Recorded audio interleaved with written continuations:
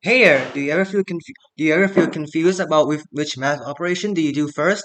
Well, don't worry. Today we're going to learn a simple way to remember the order of operations so you can solve math problems quickly and easily.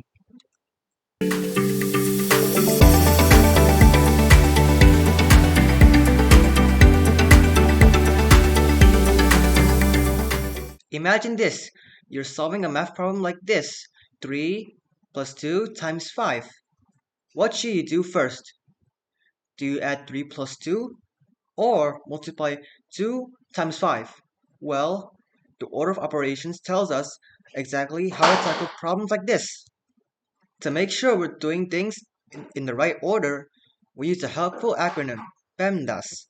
It stands for P for parentheses, E is for exponents, next, handle any exponents or powers, M is for multiplication, and D is for division.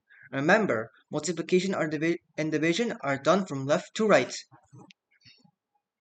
Let's go through an example to see how PEMDAS works.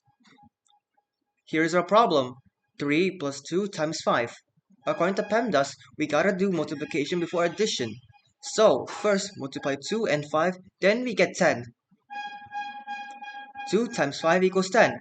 So now, the problem now looks like this. 3 plus 10. Now add 3 plus 10, which equals 13, and that's the answer. Let's practice with another one. How about this one? 4 times 6 plus 2 divided by 4. First, solve inside the parentheses. 6 plus 2 equals 8. Now, our problem is 4 multiply 8 divided by 4. Next, we do multiplication and division from left to right. So 4 multiply 8 is 32. Then divide 32 by 4, and then you get 8. And that's the final answer. Great job! You've learned how to follow the order of operations with PEMDAS. Remember, parentheses, exponents, multiplication, division, addition, and subtraction. In that order.